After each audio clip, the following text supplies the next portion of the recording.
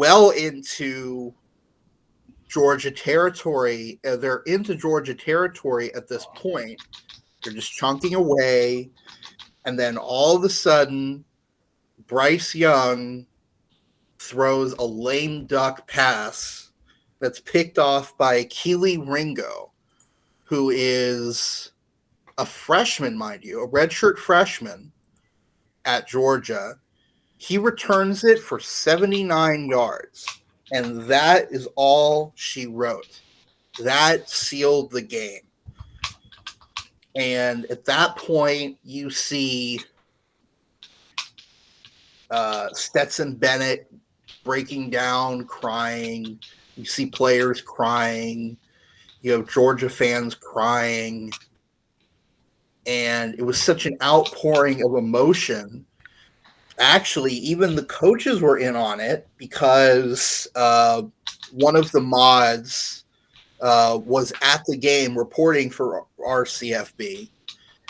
And he happened to take a cell phone video of as the teams were rushing out onto the field after the final play.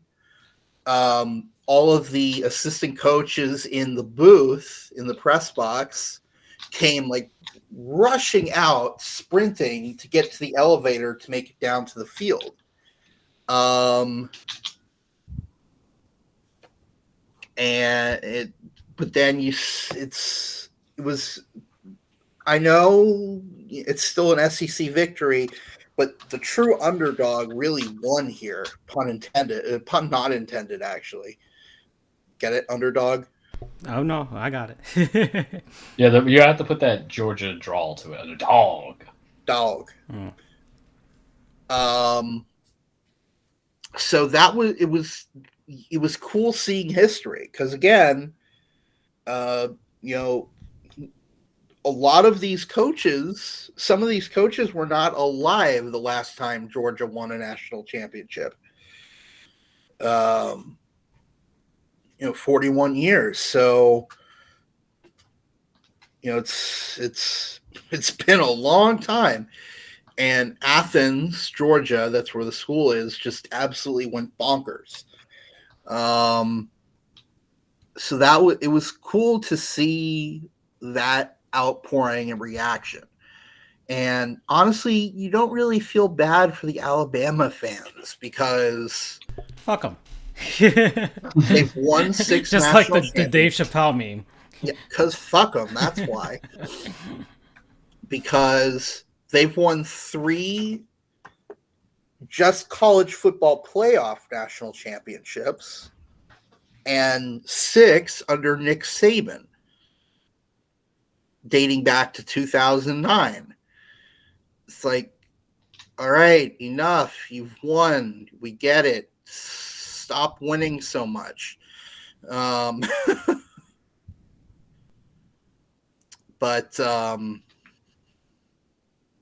yeah, it was a boring game at first, but finally it started to pick up a little bit toward the end, and certainly the most exciting game, college football playoff national championship recently, because the other ones were 52-24, 40 in recently going backward, 52-24, 42-25, 44-16.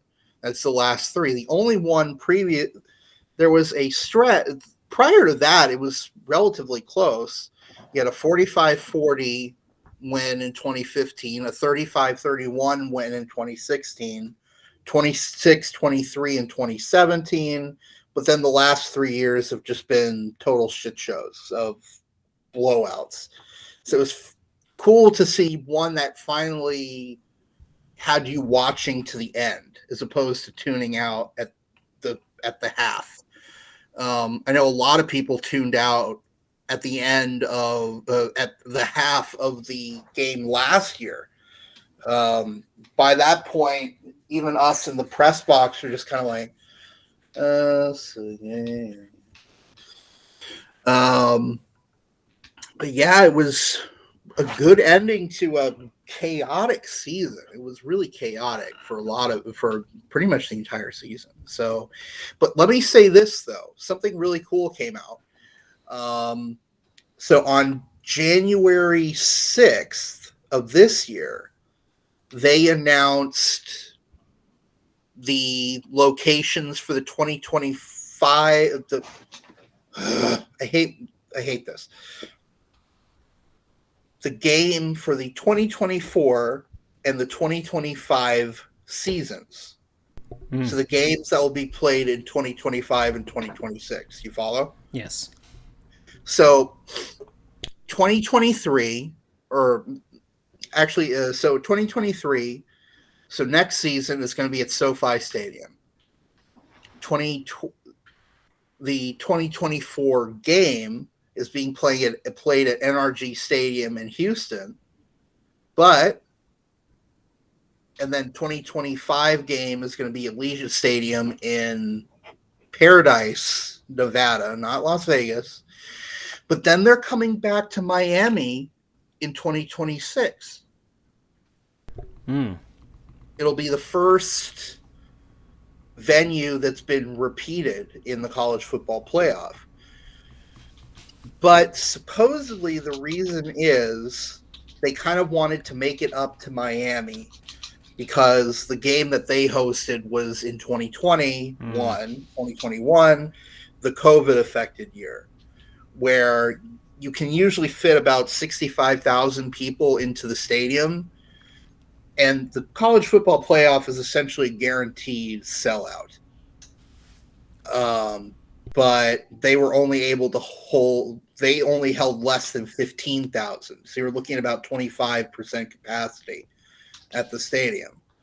So it's kind of like a makeup game, as it were. But yeah, it was, for once recently, a very close game, and was fun to be a part of from the moderating side of it. Okay. Do you have any questions, comments, concerns? No, it seems like this is. And I was scrolling down the Reddit CFB Twitter page as you were talking, and you see the jokes and the bouts of agony. My favorite was, of course, that the Georgia curses are over. And then it's like the Braves won the World Series, Georgia wins the national championship, maybe Georgia sports isn't cursed anymore, and then people just started listing the Falcons, the Hawks, Georgia Tech, Thrashers. So that was pretty funny. Yeah, you got to feel for the Thrashers, man. Yeah.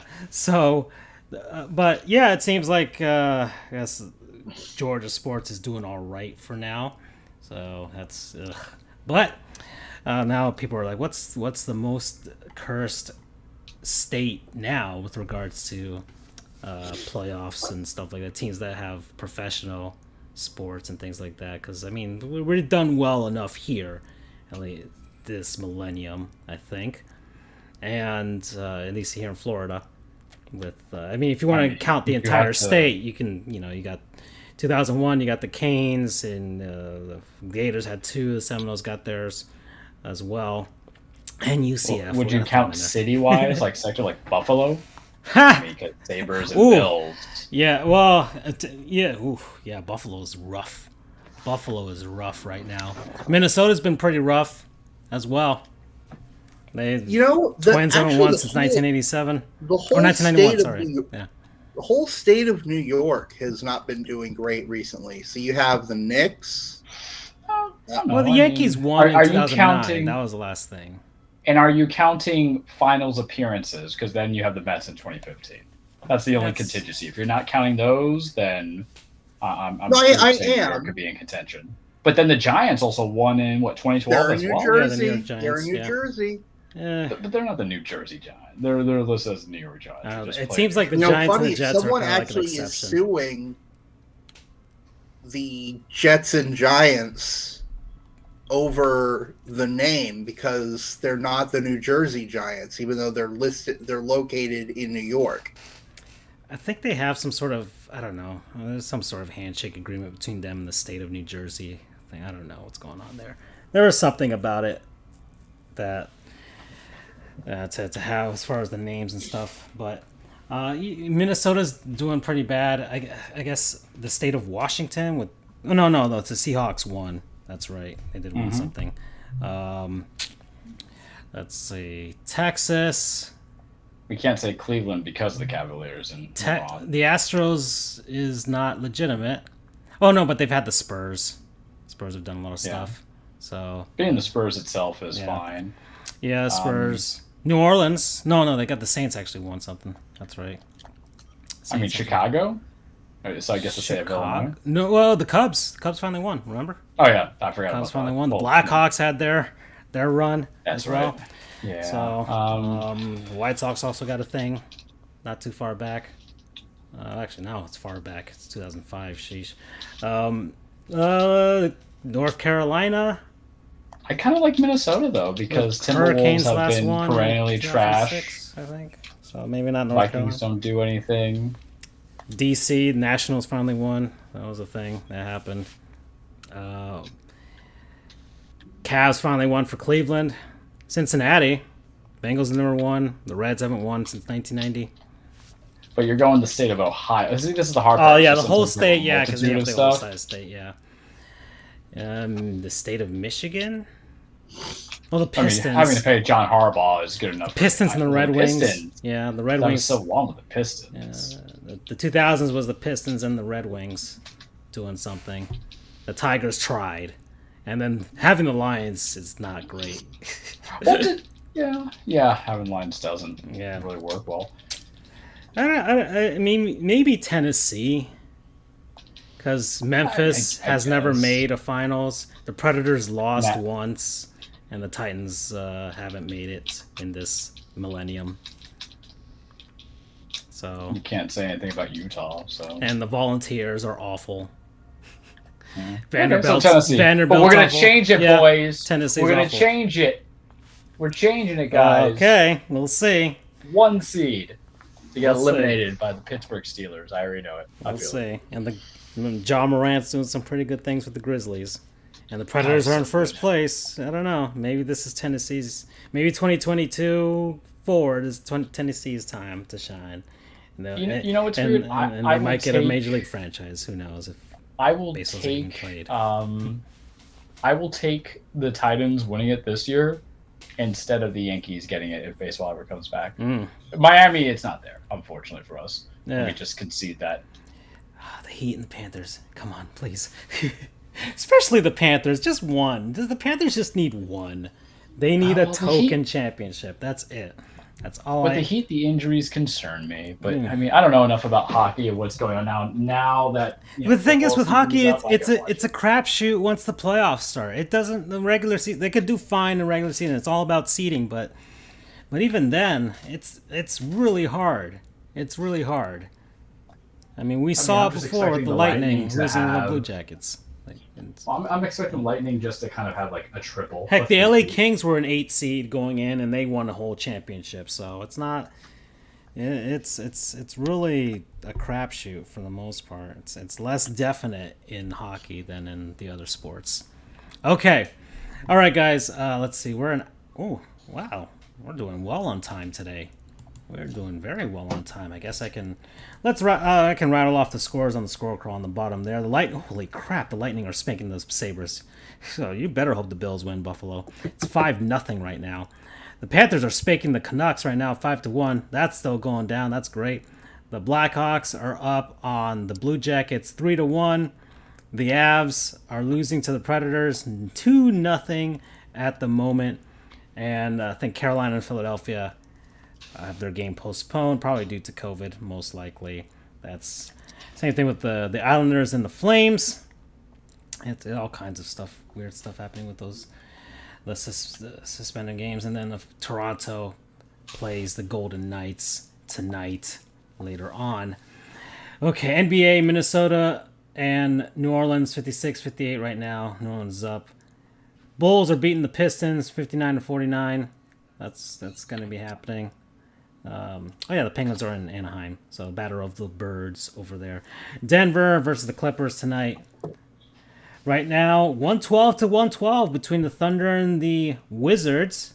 3 minutes left in the fourth, so that's a pretty close game. Phoenix and Toronto, 62 to 63 right now. Raptors are up in the third. Halftime between Memphis and Golden State.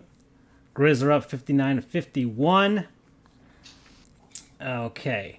And then there's a ton of college basketball happening, both men's and women's side. And that's all I got in the score cross. So that gives Charles enough time to prep himself because we're going to head on over to the cage. All right, let me get my stuff situated. So welcome, everybody, your weekly Truplex, The Cage with Charles. Full reminder, wrestling is not fake. It is scripted. It is a song and dance about men and women trying to beat the holy hell of each other, chasing championships, establishing legacy. It is a soap opera. It is sometimes a big old monster movie like King Kong versus Godzilla, except it's not going to be stalling in the third act. Hopefully not. It is about people trying everything they can, however they can, just to be relevant, especially when you're in the wrestling business per se. And last week, y'all felt the passion. This week, the passion's still kind of there, just a little bit cooled off. But there's always consequences to doing a Tuesday show when you have wrestling that's going on a Tuesday. Wrestling going on a Wednesday with Dynamite, now on TBS. Wrestling going on Friday night when you have Friday Night SmackDown. And you also have Rampage. And then you have specials on a Saturday, AEW's Battle of the Belts. And then there's other kind of wrestling. So how are we going to approach this? Well, we're going to do a little retroactivity here, fellas. NXT, when we signed off last time, we knew that Ciampa and Braun Breaker were going after the NXT Championship. Surprise, surprise, Ciampa has now lost the belt. Braun Breaker is your new NXT champion. About time they got there. I understand that Vince didn't want to necessarily put that belt on Braun the first go-around back in October when they met at Halloween Havoc, but they did on New Year's Evil, and it was a good match. I was watching it as we were on the show and closing out, and I watched the final bits of it. He ends up beating Ciampa doing the Steiner recliner because Braun Breaker is a Steiner. Rick Steiner, Scott Steiner, Rick Steiner's son, Scott Steiner's nephew. He did a Bulldog, which is his father's OG move, and then a Steiner recliner, which was his uncle's move, and I loved it. You guys know how much I love Scott Steiner. You know the math promo. You know all the other promos. So yay for Braun Breaker, who was Bronson Rucksteiner, who was a football player, a fullback, who I think was on the Ravens practice squad and said, yo, why do I want a concussion here when I can possibly not get a concussion in wrestling? Mind you, you get concussions all the time in wrestling, but Vince McMahon doesn't want to tell you that. It's okay. Vince ain't gonna love me, but I don't care. Vince ruins things all the time in wrestling, but Vince McMahon doesn't want to tell you that. It's okay. Vince ain't gonna love me, but I don't care. Vince ruins things for me, so can't see me sticking out the tongue. How do I want to approach this? And then we get to AEW Dynamite, and I believe now you guys got to remind me because I have short-term memory. Was the Hangman Adam Page and Bryan Danielson match the week prior when we returned, or was it after? I think, if my memory serves me correctly, Dynamite from last Wednesday. You discussed it. Yeah, you discussed it. I remember. So let's give some side point on the stipulations. Remember, the first time they met went to an hour draw. Charles hated it. Then the second match was going to be judges in case it went to another hour draw.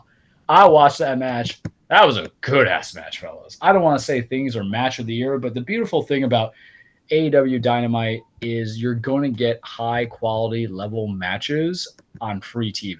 You don't necessarily have to always pay the $50 for a pay-per-view, whereas in WWE world, you're generally going to get high-quality matches on the pay-per-views, maybe except for NXT because of the fact that it doesn't always have a pay-per-view. But Hangman Page and Bryan Danielson, formerly known as Dan Bryan, which I think I popped him as our Wrestler of the Year in this segment when I was doing superlatives because he was both successful in WWE oh, gosh darn and it, we AEW. Forgot to do that. That was a thing I didn't plan. Okay. Let that be when the time comes for it to be, right? But they just put on a hell of a match. And, guys, it did not end with going to the judges. Thank you, Chris. They had Hangman win clean 1-2-3 on Danielson. We'll see what they build into it now, but it was a damn good match. The rest of the Dynamite was in between fine. You're going to get MJF and CM Punk, which I'm about those promos. They're really good. I mean, he essentially told MJF that he can go If you think the grass is always greener, you can go main event on night 4 of a WrestleMania on a buy one, get one pay-per-view. We know CM Punk's bitter, but the thing about wrestling is, how do you like your wrestling? Do you want the vitriol from former wrestlers coming over there and to actually use it for motivating storylines, or do you just want to deal with like guys being held each other? Part of it is a soap opera, part of the emotion, part of it is the drama. Now they have to kind of lay the foundation what they're going to do. Also on that Dynamite, they established the first TBS champion, which is a secondary women's championship with Ruby Soho, formerly known as Ruby Riott, going against Jade Cargill. Jade Cargill wins. Congratulations to you, Jade. You are the TBS champion. I still think the championship is ugly, but you can put some credibility onto it because, like everything else with AEW, their titles are just ugly to me, for the most part. I love the World Heavyweight Championship. I love the Tag Team Championship. And that was the other thing, too. Titles were changing because this was TBS. So they had the first TBS show of the year because now it's no longer on TNT. You have new Tag Team Champions as well. You have the Lucha Bros who were defending their championship against Jurassic Express with Jungle Boy Jack Perry and Luchasaurus. So, side note, I love Jungle Express. They're not like the biggest tag team that I'm about, but I think they're humorous to me. Jungle Boy Jack Perry is Luke Perry's kid, Beverly Hills 90210. Luchasaurus is a man who looks like a dinosaur, and he'll beat you up. That was the match where the guy's arm bent back, Ray Phoenix, that I sent you guys. That was... Oh, oof. Yes. Oh, God. Man, so Shudders. Funny enough, Ray Phoenix did not break a single bone, just a heavily dislocated arm. So that's some good luck. Kids, drink your milk. Adults, take your calcium and vitamin D. Don't do too much zinc. It'll eat away from your calcium. Same thing with magnesium. But damn, that was terrible. It's not necessarily like a botch like I sent you with what's her name, Penelope Ford doing the moonsault onto the table. The table didn't break. I'm iffy about women using tables, not because I have no problem with them bashing the hell out of each other. It's just shit don't break. Case in point, see Charlotte and Sasha Banks Hell in a Cell like 2017. What was his final I'm sure it was like a dislocated elbow or arm. Dear Lord, but it did not break. That is lucky as hell. I thought that was a pure snap. Because here's the thing: when you break an arm, kids, for those who are strong and take their calcium and drink their milk, you generally don't just break bones. You also break what? Ligaments and tendons in addition to it. Yeah. So it's an all-inclusive buffet of fuckery, if I can use that language here. For that pain. I have broken my hand before. I have sprained, many things in my life because I'm 32 trying to reclaim the youth that is no longer there. The match was fine. So what happened was the Lucha Bros lost. This is kind of my problem that I need a little bit. I didn't know who the heels were, right? We know who the good guys are, but Lucha Bros are like as well with Penta and then Ray Phoenix. You want a little bit more story. I don't want championship matches just to have championship matches sometimes because I'm a promo guy and I understand not everybody's good at a promo, but you got to make me kind of want it a little bit, right? Because I think it makes it more monumental because even boxing and high-end boxing fights and high-end UFC fights you gotta have that kind of you got to sell it. But they have that kind of promos. Hell, your national championships had it. That's what media tours are for. We have Kirby Smart and Nick Saban talking it up, right? It puts more of an investment because this is monumental. Why? Because it's Jurassic Express's first championship win. It was the Lucha Bros' first championship win, and they lost. What does this all mean in the grand scheme of things? So there was a lot of title changes that happened. And then on Saturday, they were doing Battle of the Belts, which was their 1 hour special on TNT. And it was supposed to be like the main highlight of it was supposed to be Cody Rhodes defending the TNT Championship. Cody, follow us on Twitter, Charles the True, FJOJR, Dan Frijoles, Sports Goofs. You too, Tony Khan, even though I talk trash about your dad being a terrible owner. Everybody, Eddie Kingston, just follow us. Jericho, you can do it too. We'll give you the hype up. I don't retweet, but the boys do because I'm actually trying to be off social media entirely. If it wasn't for the show, I wouldn't even be on the Twitter. Why? Because, man, I'm being too compulsive. Just how Vince McMahon's being compulsive releasing everybody. I'm being too compulsive with social media and break away from that stuff. I hate you, Vince. God, I love you, but I hate you. Give me what I want, and I hate it. But the big match was supposed to be the TNT Championship, the fugly title of Sammy Guevara, who had lost the belt originally to Cody Rhodes. They were getting the rematch, and then what happened? Cody got the COVID. It shouldn't roll off the tongue so well like that. I hate myself for it, but Cody got the COVID. And instead of just postponing the match or doing something else, they decided to do an interim championship, and it was supposed to be Cody's brother, Dustin Rhodes, a.k.a. Goldust, formerly known as Goldust, going against Sammy Guevara, and whoever wins would be the interim TNT champion, and I guess they'll just do a unification storyline. I don't like that in my wrestling. I think the difference between that, and of course my dog doesn't like it too as he barks in the background, the difference between that and Santos Escobar and Jordan Devlin with the interim cruiserweight titles for NXT was the fact that when COVID first came in, the champion was in lockdown in the UK, so guess who couldn't defend the title at all? So that's when it made sense. Cody, COVID, max amount of time? 10 days he couldn't really defend anything. Don't listen to the CDC kids. They're just doing it to help businesses, not your own health. Go get tested, go get the shot, go get the booster. Public service announcement. But what's the fullest length of time, unless Cody was going to have severe complications, and I hopefully he doesn't, knock on wood. But why was there such a need to do an interim thing? What you really should have done is just make it into a number one contenders match, right? Because then what happens is with any kind of interim title is what's the acknowledgement? I follow boxing. Half of those things are interims, and all they do is become, when they actually have it and they're interims, is they just become compulsory number one contenders by either the IWB or the IBF to really go against the true champion. It's not even a gold star, man. It's just like a silver star that if you put it in light, it kind of shines gold. I hate interim championships. I don't know how you guys feel about it. I don't know how you feel about defenses, but especially if something had a quick turnaround, let's give Cody 10 days, so 2 weeks time, I think he'd be fine. So Sammy won. That's the story they'll bid into because they're going to get Cody's heel turn coming eventually. Okay, sure. I'm not about it. I'm not about the storyline at all. I think my problem is what they've done to get to TNT title really has just kind of like delegitimized the awesomeness of Miro as a TNT champion. The man was doing promos fighting God. I think I quoted word for word last week. I'm going to quote it word for word again. The man said, "You give me a body of granite and a neck of sand." I love that ish. I just love that ish. Like having like super kick a Bible. I'll be intrigued by it because wrestling has to be goofy sometimes with their promo. But good things on the good horizons. I'm still waiting to see when, and this is weird because I gave him a lot of shit the entire year he was a champion, but when Kenny Omega is going to come back. He's recuperating, healing, doing some things because I kind of miss him, especially when we're going to get into the storyline of Red Dragon, which is Kyle O'Reilly and Bobby Fish helping out their boy Adam Cole. Baby, follow us on Twitter, Adam. I follow you. Please follow me, Chugs. Come on. We love the party. Because they were in NXT as Undisputed Era going against the Elite, which is Kenny Omega and the Young Bucks, because I think that's what your big build is. It's inevitable, and I'm about that. Please, I kind of miss it. I miss Moxley as well. Y'all know I like John Moxley. Y'all know I like Dean Ambrose. That's what he was formerly known as. In WWE, there was some good ish that kind of came from it. So it's kind of weird because you have all these new signings, but those two were really kind of your torchbearers holding everything. I think we're getting Eddie Kingston versus Chris Jericho. I don't really need that in my life. And I don't know why I don't need it, but I don't think you could sell me on the emotion that Kingston and Punk had, which you guys know I love that match.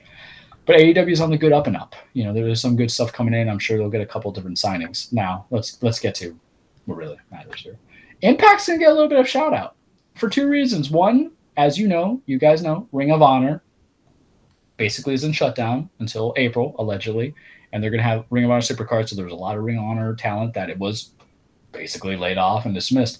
Well, Impact, which you can watch on the Access TV channel, is, oh my God, did I talk about Wrestle Kingdom? This is the problem with so much wrestling that we came back to. You mentioned it, you mentioned it last week too. But well, yeah. I have back ends I'll go to, but New Japan, I'll try to be crossover last, or like the announcement of a crossover for the Royal Rumble and all that stuff. I retain this stuff. I'm proud of it. So Impact is bringing in the Ring of Honor wrestlers for like an invasion angle. And Impact has really just been, I think, the beneficiary of the Forbidden Door. Not so much of the fact that their ratings are skyrocketing, but there's always an era of relevance to them because they've had the wrestlers on New Japan. They've had some AEW guys come into their stuff. And now they got the Ring of Honor people like Matt Taven and Maria Callas and Mike Bennett. You know, they're married. Then you have Vincent. Then you have other people, PCOs there. And then the Ring of Honor Women's Championship. So can I do a spoiler for tapings on a show here? Do you think we're going to get, I'm not going to deprive Impact of that, even though you can read the dirt sheets. No. We got to stay loyal to the business. You got to treat it like kayfabe. But let's just say there might be some, championships from Ring of Honor that are going to be defended on Impact. That's how you keep it like thriving, and mutual beneficiaries help out that way. It's great. But bigger news.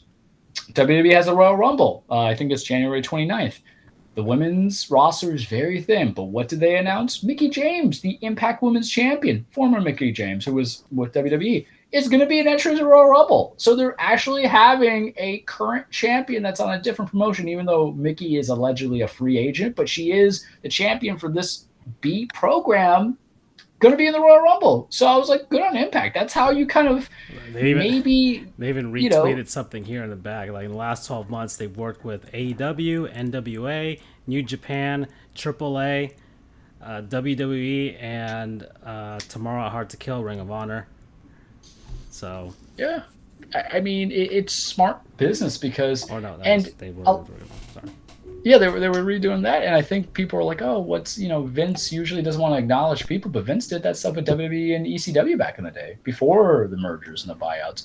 And what happens is that Vince, for what it's worth, Vince hates AEW because there's a bunch of other former WWE people, that kind of thing. That's always my mindset. Yeah, it's but like I don't think ABA, he's gonna NBA type of stuff, or the WHA and the NHL. That was actually more contested than anything else. But yes, and I don't think he's gonna have beef with this for a sole reason. Where what did he try to do? Not once but twice. Try to make an alternative to football. So if he views Impact, Ring of Honor, we're never gonna get New Japan, unfortunately. I think. Unless you just get a guy who's not a free agent, because he did have New Japan wrestlers like Zack Sabre and then Kota Ibushi in the Cruiserweight challenge about 6 years back. But if you're gonna view like Impact and Ring of Honor, for example, as just pure alternatives as to what you're trying to provide, then I think Vince would be game for it. And I kind of like this concept because maybe it stops Vince from having to do these whole like big ass storylines, or like not storylines, I'm sorry, signing these people, development, and cut them out. Maybe he just gets people that are known to be famous or good work rate, good work ethic, good wrestlers, and just like, hey, do some one-offs, do some whatever. You do that with Goldberg, basically. You did it with Taker. What if he's trying to get to the indie purists to certain things? They're not going to be the people who challenge the main things, but I'm intrigued. So good on Impact. New Japan, they had Wrestle Kingdom 16 last week. There was like 3 nights of it. Big things that you need to know about. Kazuchika Okada defended all his championships. Kenta is like dead. He's alive, but he said that's the guy essentially that fell off the ladder and went headfirst into the trash can. Ooh, there's a lot of it's the butcher's bill. As anybody who's listened to Wheel of Time or read Wheel of Time, we don't acknowledge the show because that's trash. But that's the butcher's bill for these high risk stakes. So poor Kenta, but Kazuchika Okada is going to carry on with that Transformers title, and maybe Charles needs to get back to watch a little bit more. But I know we did for the 2 nights. The third night was just Ncaa, which is the other Japanese wrestling alternative besides AWA or AJPW wrestling going against each other. So that was interesting. Charles needs to just watch for the hard hitting stuff. All right, WWE time. Let's do this. The Brock Lesnar, Paul Heyman, Roman Reigns love triangle storyline is a favorite of mine. It is cultivating and culminating into something just fantastic, and it just makes me want to watch both of them. Charles watched General Hospital when he was younger. I am, Hispanic or part Hispanic, and there was telenovelas that were watched from my grandmother and then my sister. So there is a drive and desire to soap operas. And then Paul Heyman being, the monkey in the middle of being Brock Lesnar, the now WWE Champion's advocate, and then once being the special counsel for Roman Reigns, who's the Universal Championship. It's just so good. Friday, there was a lot of ish going on because Brock went to SmackDown, talked some trash to Roman, like, Roman Reigns, acknowledge me, haha. And then he was like, Roman, let's do title versus title, give the people what they want. Because remember, Brock's working as a face on SmackDown, Roman's the heel. And then Roman's like, hey, that's a good idea, but it's not my idea. And I don't do business with anybody who does business with trash like Paul Heyman. And Paul Heyman is putting on like acting 101. It's beautiful. He's like, don't talk to me like that. How could you talk to me like that? It's like a jilted lover being hurt. He's like, I freaking loved you. I worshipped you. That's my best Paul Heyman voice that I can do right now. And I don't know if I sent you guys those promos. I think, yeah, because I said wrestling is a soap opera. That's the storyline you need to go to, because that's going to lead us to Mania. And I don't know ultimately how I feel about Brock or Roman finally beating each other out, because in the ring, wrestling-wise, I'm never about their style going against each other, but I love the investment in the story. And it's just so good, and it makes me wonder how they're going to kind of get in there. What's Paul eventually going to choose at the end of SmackDown, because Roman's like beating everybody on that SmackDown roster. Adam Pearce is like, oh, hey, I got a guy who's going to go against you. He's like, who? And then who it is? Seth Rollins. the visionary, the drip king, the Messiah. Just love him in that sense. I think he's just been very intriguing to me in the character that he has done. He's going to be going from Raw to wrestle Roman at Royal Rumble for the Universal title. They have backstory. They were part of the Shield faction, the brother versus brother. I think that was good. And then we get to Raw, where Brock's on there. Who is Brock going against at the Royal Rumble?